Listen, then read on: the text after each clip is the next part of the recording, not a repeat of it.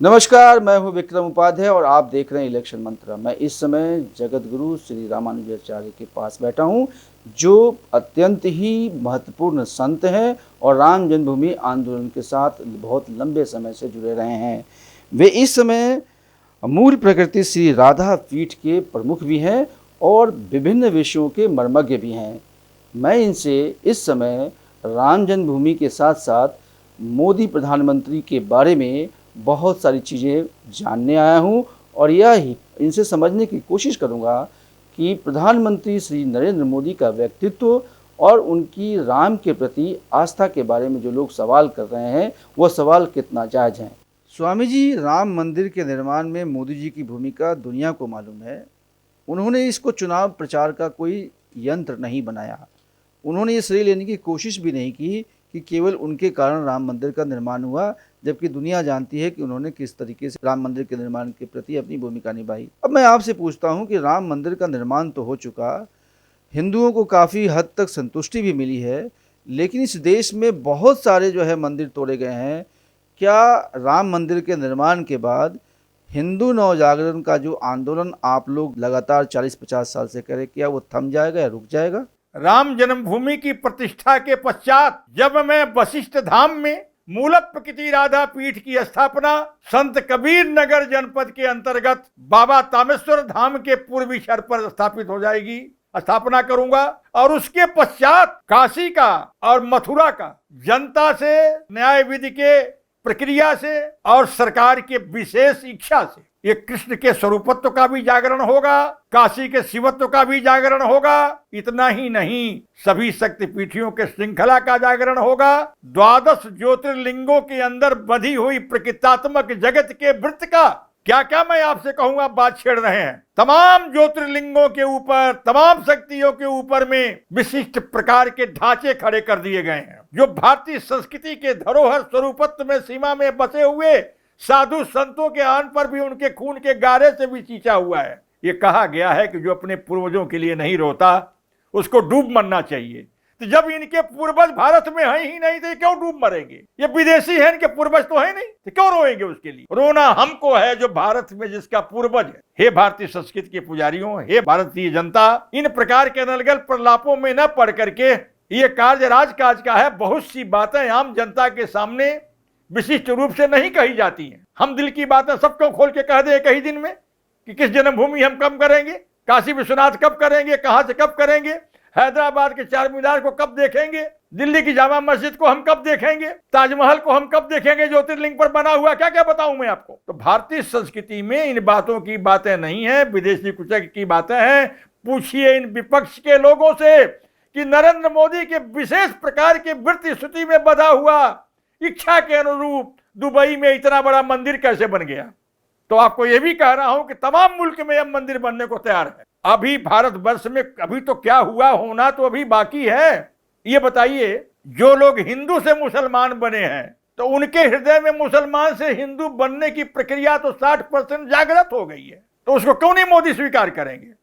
जब वो जागृत करके कहेंगे कि हम हिंदू हैं, हमको स्वीकार कीजिए, तो मोदी को स्वीकार करना पड़ेगा।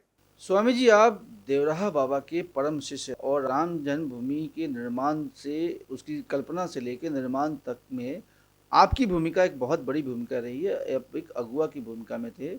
मैं दुनिया को और भारतीय जनता को खासकर आपके बारे में परिचित कराने के लिए आपसे पूछता हूं कि ये निर्माण की प्रक्रिया किन किन चरणों में शुरू हुई और किन किन चरणों से होकर गुजरी। हम संतों का काम था उद्गार कर करके व्यवस्था के द्वारा बांध करके तैयार कर देना, न्यायालय की छोर तक पहुंचा देना, जो गुरुदेव भगवान देवराहा बाबा की आज्ञा थी, और उसके पश्चात शिलान्यास कर देना। शिलान्यास में एक कमेटी बन गई। किसी के ऊपर में उस पर बात नहीं किया है कि भाई, नरेंद्र मोदी जी से भी कहने की बात आई कि भाई एक कमेटी बन जाए, वो कमेटी उसका जो है निर्माण करे, कोई झगड़ा खत्म हो जाए। जिस तरह से वो ट्रस्ट बना, रामालय ट्रस्ट बना, तीर्थ क्षेत्र बना, और उसके द्वारा उसका कार्य प्रारंभ हुआ। लेकिन एक दिन में ये राम मंदिर का ढांचा नहीं बना। उसके लिए पत्थर रोके जाते थे। आगरा के पास टूडला में कई बार पत्थर रोके गए। इन लोगों ने इतना इतना बड़ा व्यवधान डालने की बात किया, कितने वर्ष लग गए पत्थर को तराशने में। लेकिन देवराहा बाबा की आज्ञा को विश्व हिंदू परिषद ने कैसे सिरोधार्य किया कितना बड़ा विश्वास किया विश्व हिंदू परिषद के अशोक सिंघल जी ने और प्रियव्रत चंपत जी ने कि जब बाबा ने कह दिया है तो बनेगा ही, इसलिए बनने का, ढालने का, पत्थर ढालने का कार्य बंद नहीं हुआ।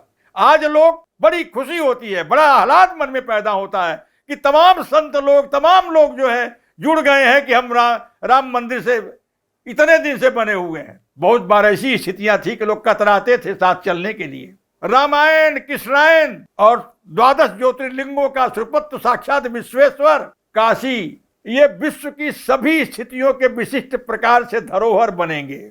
अभी तो टेलर की स्थिति बन रही है, सारी पिक्चर तो बाकी है। यह विचार करने की बात आई कि अगर आज अयोध्या धाम का एक राम मंदिर का स्वरूपत्व सामने खड़ा हुआ है तो करोड़ों करोड़ लोगों का भला हो रहा है, पूरे विश्व का भला हो रहा है। इसी प्रकार से अगर मथुरा में जागरण हो रहा है तो विश्व का भला होगा, सारी पृथ्वी का भला होगा। हमारे यहाँ देश में वसुधैव कुटुंबकम का नारा लगा है, सर्वे भवन्तु सुखिनः सर्वे सन्तु निरामया। यह भाव है भारतीय संस्कृति का। स्वामी जी, अगर भारतीय जनता पार्टी जीत जाती है और तीसरी बार प्रधानमंत्री मोदी के रूप में देश को एक नेता मिलता है, तो सनातन धर्म के आप जैसे लोग जो पुरोधा हैं, जो लोग संत हैं, उनकी क्या अपेक्षा रहेगी इस तीसरे टर्म से? अपेक्षा करने के पहले दामोदर दास मोदी सोच लेता है, वही होगी। परम आस्था सभी संतों में है, सभी पीठों में है, सभी शक्तियों में है, सभी ज्योतिर्लिंगों में है। सबका आशीर्वाद उस व्यक्ति पर पहुंचता रहता है। इसके साथ साथ सभी जनता पर भी उसकी कृपा रहती है।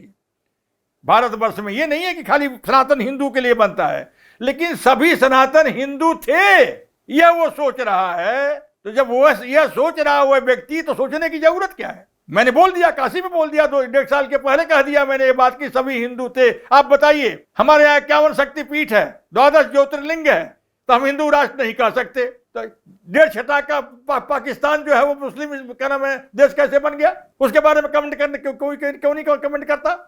तो सवाल यह है कि यहाँ बंदर चाल है, जो भारत के हैं ही नहीं, वो भारतीयता की बात कैसे कहेंगे? तो ये थे हमारे साथ स्वामी और जगत गुरु रामानुजाचार्य जी, जिन्होंने प्रधानमंत्री मोदी के बारे में, हिंदुत्व के बारे में, सनातन धर्म के बारे में तमाम बातें की, जिससे काफ़ी कुछ भारतीय जनता के मन में जो शंकाएं थी वो दूर होंगी। मुझे उम्मीद है यह साक्षात्कार आपको पसंद आएगा। मैं अपने मित्र कैमरामैन सरबजीत के साथ विदा लेता हूँ। पुनः किसी और शख्सियत के साथ आपके सम्मुख उपस्थित होंगे। तब तक के लिए हमें इजाज़त दीजिए। नमस्कार।